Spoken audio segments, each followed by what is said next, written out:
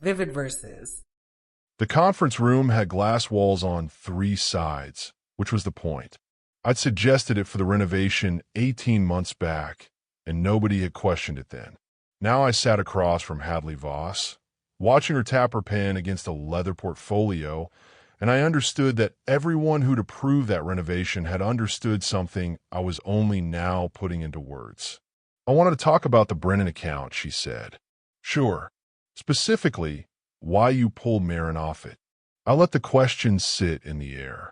Marin Okafor was 26, sharp, ambitious, and had been my second on the Brennan account for 3 months before I'd quietly transitioned her to the Whitlock team last Tuesday. Hadley had clearly heard about it within 48 hours, which told me something about her network and also something about Marin. "I didn't pull her off," I said. "I rotated her. The Whitlock team needed someone with her analytical background, and the Brennan account is winding into a phase that's mostly relationship maintenance. It's a development opportunity for her. She doesn't see it that way." "She told you that?" "She mentioned it in our mentorship check-in." Hadley smiled, and the smile was the kind that was meant to communicate warmth while actually communicating an audit. She felt sidelined. She'd been doing exceptional work on Brennan. She had been. Still is. The Whitlock work will be more visible. Will it? I watched her.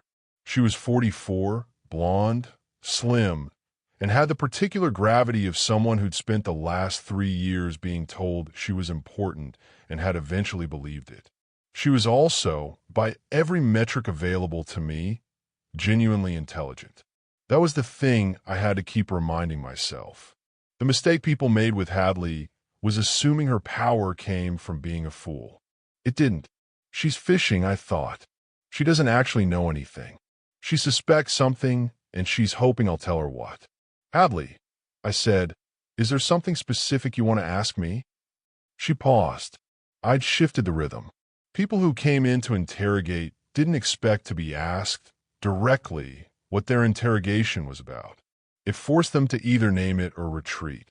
"I'm just trying to understand the decision-making," she said. "Retreat. We've been working hard on developing female talent in client-facing roles. When I see a high-potential analyst pulled off a marquee account, I want to make sure we're being thoughtful. I appreciate that. So help me understand." I thought about this conversation for 2 days since the moment Marin had nodded too easily at the reassignment, and I'd realized she was going to report it. Not maliciously. Marin wasn't malicious. But she'd been raised in the same atmosphere of pressure as everyone else in our cohort. When something fell off, you told someone, and the someone you told was Hadley. "The Brennan account is entering a renegotiation phase," I said.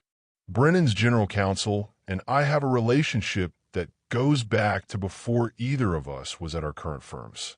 The next 6 weeks are going to be late dinners, weekend phone calls, a couple of trips. It's not analytical work. It's relational work, and it's relational work with a 63-year-old man who plays golf with my father-in-law. And you didn't think Marin could handle that. I thought it wasn't a good use of her time. That's a different statement.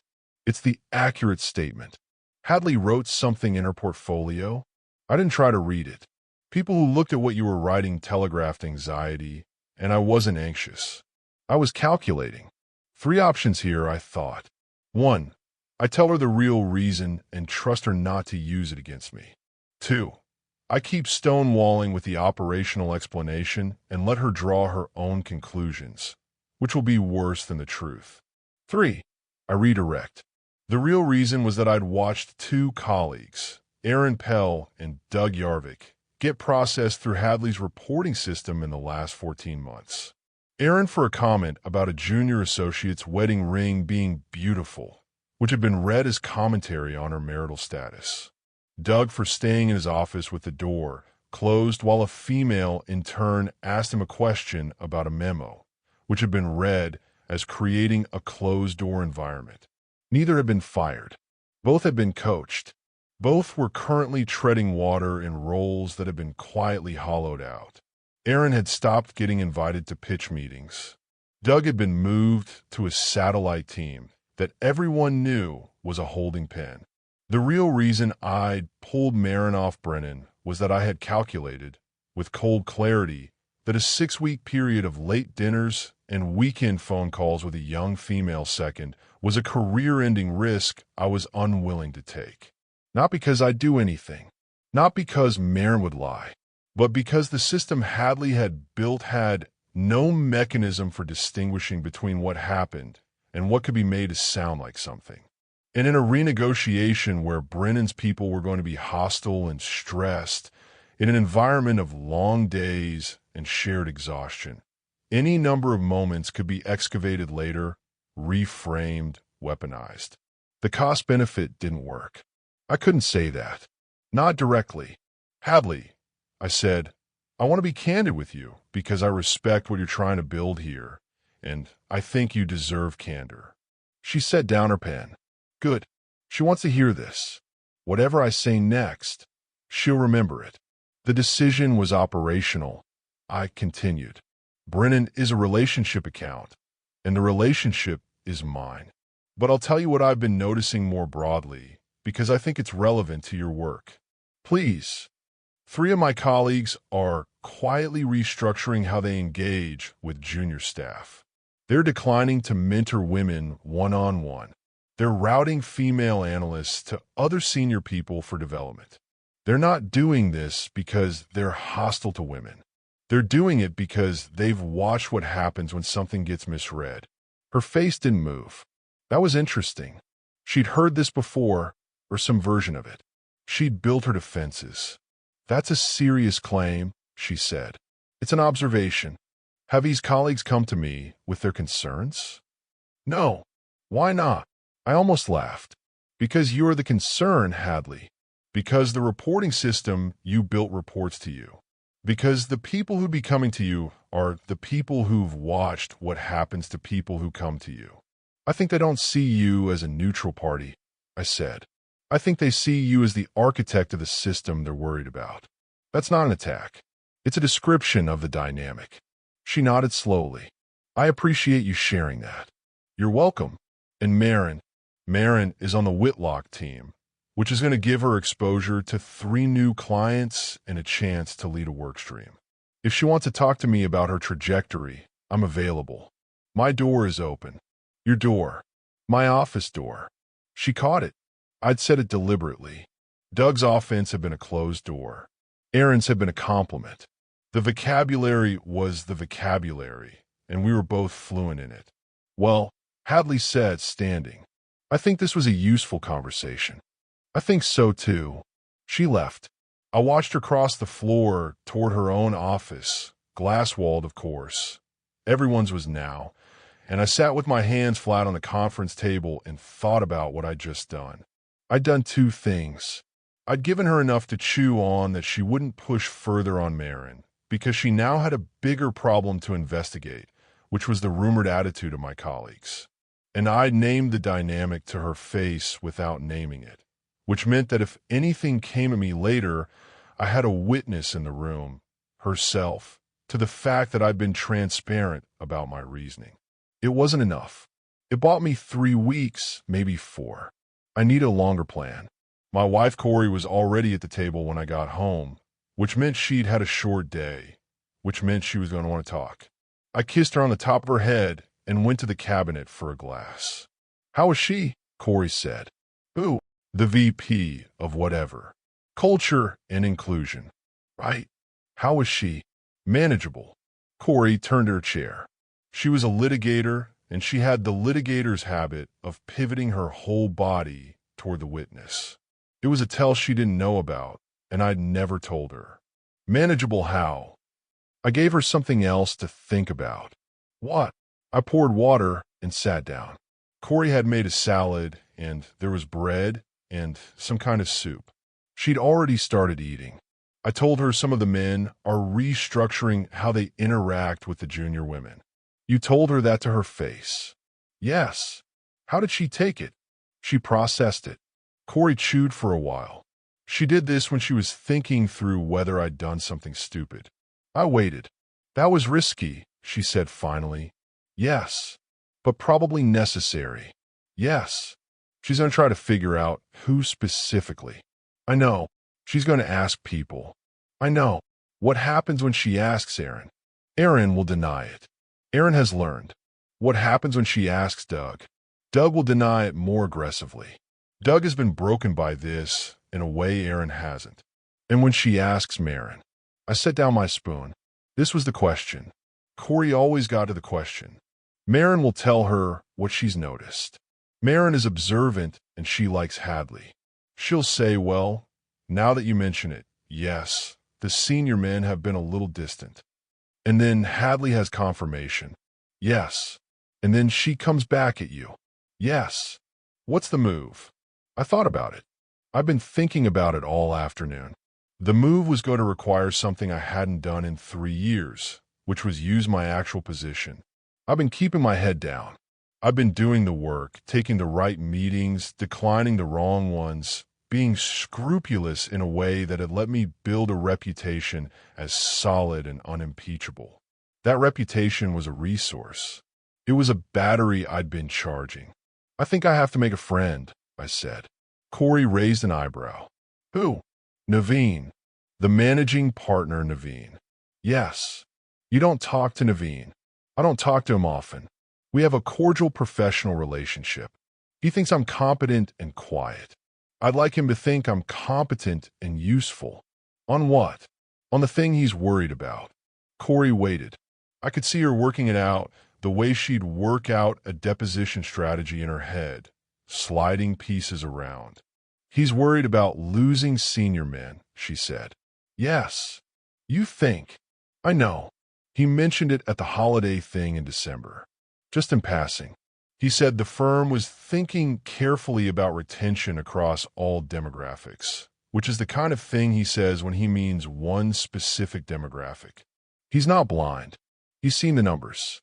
3 senior men left last year for boutiques. 2 more are quietly looking. How do you know that? Because 2 of them are friends of mine. Corey smiled at me. It was the small smile she gave me when she was reminded that I noticed things. It had been one of the first things she'd liked about me. She'd said once, and one of the things that occasionally made her uneasy. So you go to Naveen, she said. Carefully. I don't go to him with a complaint. I go to him with an observation about retention and offer a solution. What's the solution? I haven't worked that out yet. Work it out. I ate the rest of the soup. The solution had to be something Naveen could implement without overtly opposing Hadley, because Hadley had a board seat now and her award last spring had been picked up by 2 industry publications. She was a brand asset. You couldn't fire her. You couldn't even visibly correct her. You had to route around her. The reporting system, I said, the thing she built where complaints come in and get triaged through her office. What about it? There's no appeal process. There's no second opinion. There's no investigation by anyone who isn't her direct report. If you get reported, your defense is heard by the same person who decided you needed defending against. That's a process problem. It's a process problem that any general counsel would recognize as a liability. Corey's eyebrow lifted again. She liked it when I started talking like a lawyer. You go to Naveen with a liability concern, she said. I go to him with a liability concern. I don't mention Hadley. I don't mention any specific case. I say, I've been thinking about our exposure if we ever get sued for wrongful coaching or constructive dismissal, and I'm not sure our internal review process would survive discovery. Maybe we should think about adding an external ombudsperson or a review committee or some kind of structural check. That's good. It also has the advantage of being true. I do think it's a liability, and it routes around her. It doesn't undo what she's built. It just adds a backstop, which is what Naveen will want, because Naveen wants to keep her and also wants to keep his senior men. And right now, those 2 goals are in tension. Corey took her plate to the sink. She turned the water on, then turned it off and turned around. Be careful, she said. I will. She's going to figure out you did this. Eventually. What happens then? By then, there's a structure in place that she can't single-handedly dismantle. And you made an enemy. I've made an enemy who can't reach me. Corey looked at me for a long moment. Then she went back to the dishes. I sat at the table for a while after she'd gone upstairs. The thing I hadn't said to her, because I didn't need to, was that the conversation with Hadley had told me one more thing I hadn't expected. She'd come to my office. She'd asked her question. And when I'd shifted the conversation, she'd let me. She hadn't pushed. She hadn't pinned me, which meant either she was less aggressive than her reputation, or she was being careful with me specifically. And there was no reason for her to be careful with me specifically unless someone had told her to be. I didn't know yet who that someone was, but it was useful information. Naveen Mahesh had the kind of office that managing partners had: a corner, glass on two sides, a sitting area that nobody ever sat in. When I came in, he was on the phone, and he held up a finger and pointed at the chair across from his desk. I sat. He finished the call in about 90 seconds. He had a way of ending phone calls that I admired. "What's up?" he said. "I want to share a thought. It's not urgent." "Okay." I've been thinking about exposure, specifically around our internal HR processes. Naveen leaned back. He was 58 and had the easy posture of a man who'd been senior for a long time. His face didn't change. "Tell me more." "We have a reporting system that handles workplace complaints. Hadley's team runs it. It's efficient and it's clear, and people seem to feel heard, which is good. But there's no external review. There's no appeals process. There's no separation between the people who receive the complaints and the people who adjudicate them. If we ever got sued by someone who'd been disciplined through that process, or someone who'd quit because of how they'd been treated by it, I think we'd struggle to demonstrate procedural fairness." He looked at me for a long moment. He already knows, I thought. He's been thinking about this. I'm not telling him anything new. I'm telling him that someone else has thought about it. "What's prompting this?" he said. "Nothing specific. I was reading a piece about a firm that got hit with a constructive dismissal claim by a male partner who'd been informally coached out, and the plaintiff's argument was that the firm's process didn't meet basic standards of due process. They lost it. 8 figures. And then I started thinking about our own setup, and it occurred to me that we might want to think about adding a check. What kind of check? An ombudsperson, maybe, or a review committee with members who don't report to the people handling the initial complaint. Something that would let us say, if we ever had to, that the process was multi-stage and that the accused had access to a separate set of eyes." Naveen tapped a pen on his desk. He did this when he was making a decision. I'd watched him do it in meetings for 3 years, and I'd never seen him do it casually. "Have you talked to Hadley about this?" "No." "Why not?" "Because it's a structural question, and I thought it should come to you first. And because Hadley built the current system, and she might reasonably feel that I'm criticizing her work, which I'm not. I think the current system is good. I just think it would be stronger with a check." He nodded slowly. "Who would the ombudsperson be?" "That's your call. I'd suggest someone external. A consultant, retired judge, something like that. Someone who isn't navigating internal politics. And a review committee. Cross-functional. A senior person from each major practice group. Rotating membership. They'd hear appeals from anyone who'd been through the initial complaint process and felt the outcome was wrong. Have you talked to anyone else about this?" "No." He set the pen down. He was watching me very carefully now, and I made sure my face was neutral and slightly tired, the way it should be at 4 in the afternoon on a Wednesday. "I appreciate you bringing this to me," he said. "Let me think about it." "Of course. Don't talk to anyone else about it for now." "Understood." I started to stand. He raised his hand. "Sit down for a second." I sat back down. "You've been here, what, 6 years?" "5. 5. How are you doing?" "I'm fine." "How's the work?" "The work is good." He nodded. He wasn't looking at me anymore. He was looking out the window. "I get the sense," he said, "that some of our senior people are feeling stretched." Not in the workload sense. In the cultural sense. I don't know if you've noticed anything. I took my time. This was the moment. He was opening a door, and I had to decide how far to walk through it. I've noticed some things, I said. I don't want to overstate them. Don't overstate them. Just tell me. I think there's a perception among some of the senior men that the current environment doesn't leave a lot of room for error. And I think that's affecting how people mentor and develop junior staff. In what way? In the way that you'd expect. People are being careful. People are limiting one-on-one time. People are routing development conversations through other channels. Have you done this? Yes. He looked at me. His expression hadn't changed, but I felt it sharpen. You've done it. I rotated an analyst off an account last week. The official reason is operational. The actual reason is that the next phase of the account involves late dinners and weekend calls, and I made a calculation about risk. You're telling me this? You asked. He laughed. It was a quick laugh, surprised, and it was the first unguarded thing he'd done in the conversation. You're an interesting one, he said. I try not to be. No, you don't. He stood up and walked to the window. He stood there for a while. This conversation didn't happen, he said. Of course. But I appreciate it.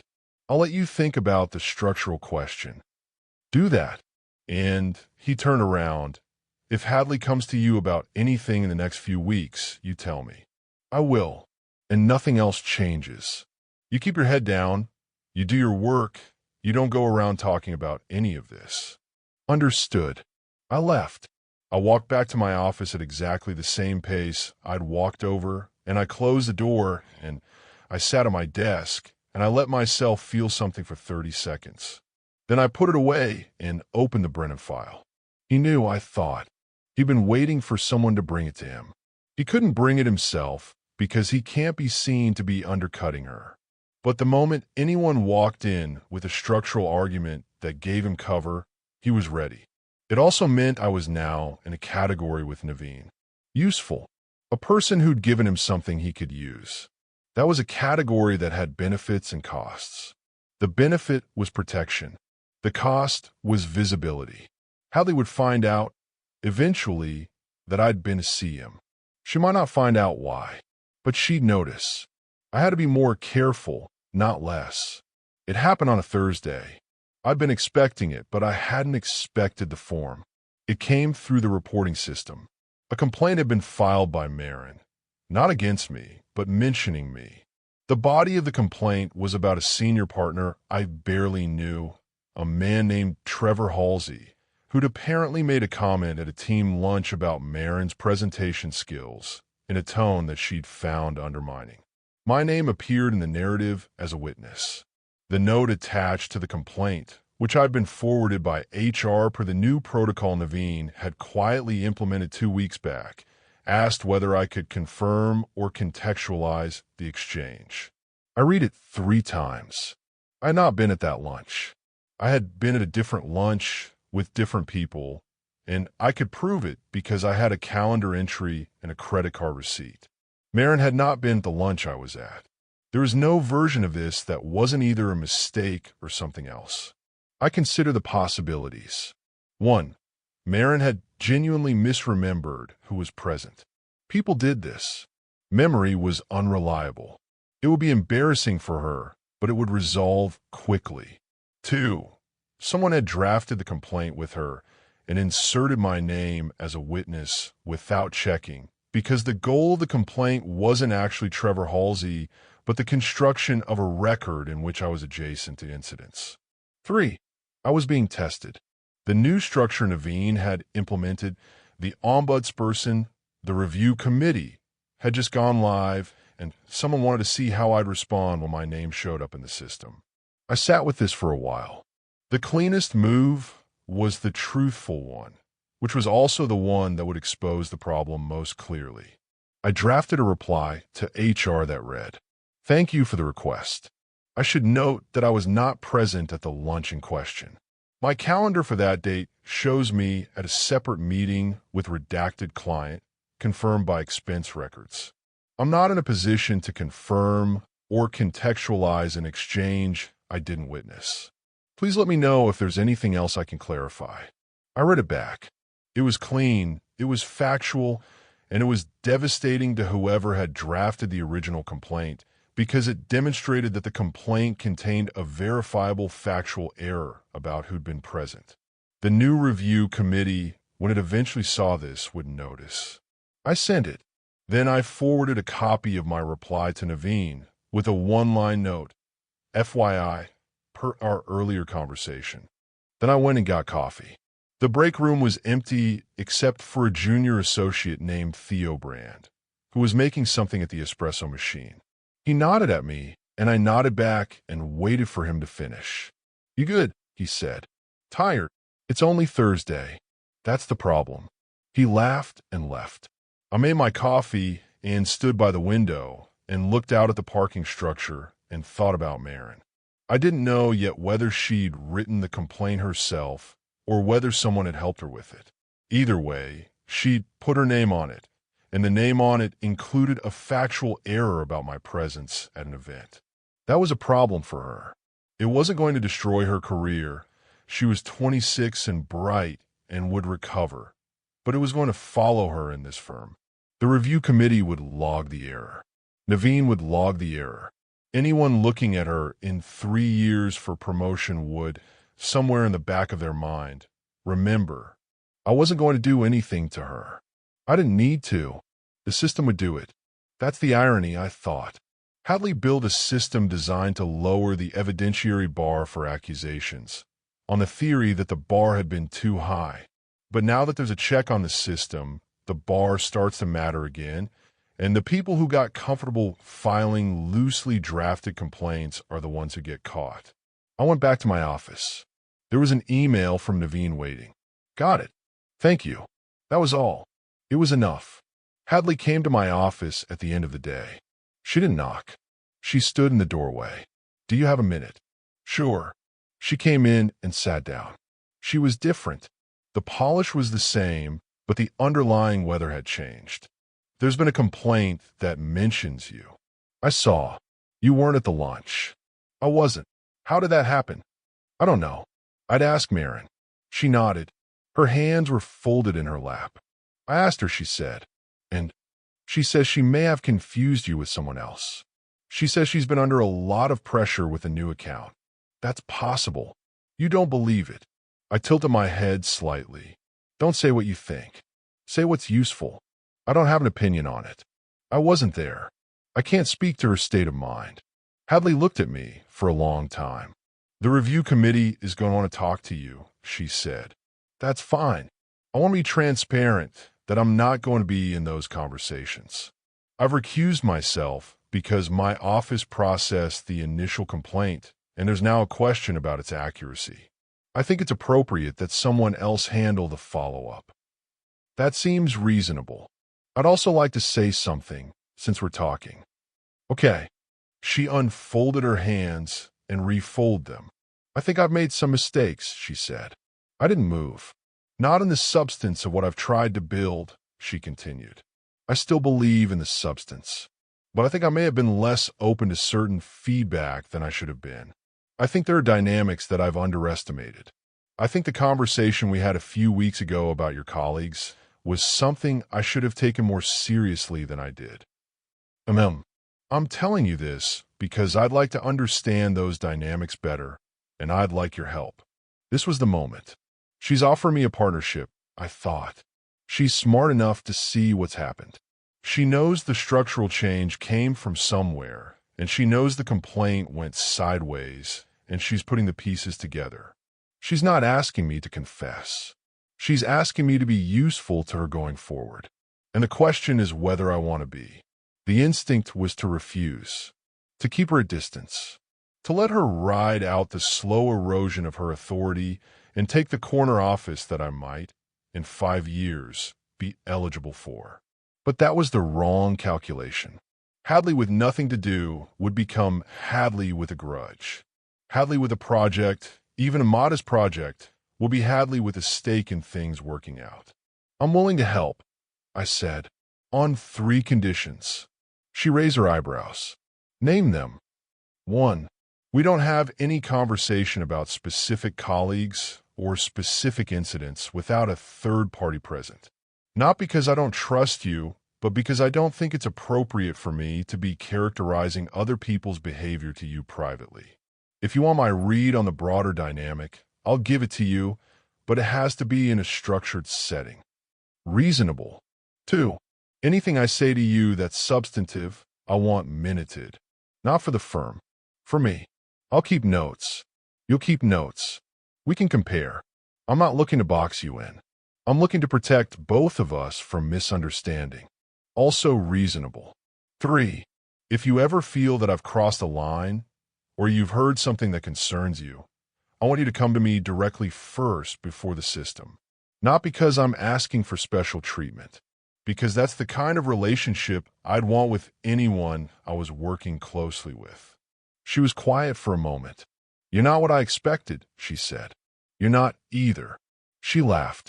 It was a real laugh, brief and a little embarrassed. I think we can work with those conditions, she said. Good. Can I ask you something? Go ahead. The structural changes that Naveen rolled out last week. The ombudsperson. The review committee. Was that you? Here it is, I thought.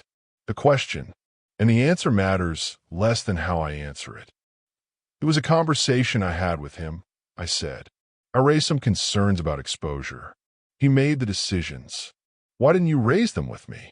Because they were structural concerns about a system you'd built, and I didn't think it was my place to ask you to redesign your own work. I thought going to him was more respectful. Actually, it let him make the call without putting you in the position of having to defend something. She thought about that. That's a generous framing, she said. It's the accurate one. Is it? I held her gaze. It's the one I'm going to give you, I said. She nodded. We understood each other. I'd given her a version of the truth that she could accept without losing face, and she'd accepted it without pretending to believe more than she did. It was the kind of agreement that lets two intelligent people work in proximity without destroying each other. She stood up. I'll have my assistant set up the first structured conversation, she said. Next week, with someone from HR present. Sound good? And she paused at the door. I'm sorry about the complaint. It's fine. It's not. But I appreciate you handling it the way you did. She left. I sat at my desk for a while. Outside the glass wall of my office, the floor was emptying out. People go to dinners, go to gyms, going home. The lights stayed on automatically. The building stayed warm. I'd made an arrangement with Hadley. It would hold for a while. Eventually it would strain, because arrangements always did, and one of us would have to do something about it. I didn't know yet what that something would be. I thought about Marin. She was still in the building somewhere, finishing whatever she was finishing. She'd put her name to a document with a factual error in it, and someone had let her. And now she was going to learn something about how systems treated people who weren't careful with the truth. It was going to be a hard lesson. She'd recover. I'd watch her recover from a distance, because there was no version of this where I went near her again. That was the part one didn't like. Marin was good at her job. In a different environment, I'd have spent the next decade developing her, taking her to dinners, putting her in front of clients, building her into the kind of senior person who would eventually replace me. In this environment, that was a closed door. I'd already routed her to Whitlock. I'd be polite to her in elevators. I'd write her a serviceable performance review. And someone else, somewhere, who didn't carry the risk I carried, would or wouldn't do the work I'd have done. She'd be fine. She'd be less than she could have been. The cost was hers, and it was the firm's, and in a small way it was mine, but the calculation didn't change.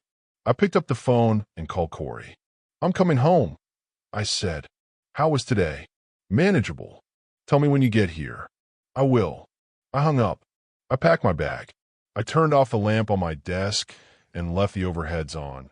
The system would handle them, and walked out through the glass-walled floor, past the glass-walled conference rooms, past the glass walls of Hadley's empty office, and into the elevator. The doors closed. I watched the numbers count down. One more move, I thought. Maybe two. Then this stabilizes. The elevator stopped. The doors opened. I walked across the lobby and out into the evening, and the work waited where I had left it, and tomorrow I would come back, and I would do it again. Thanks for listening.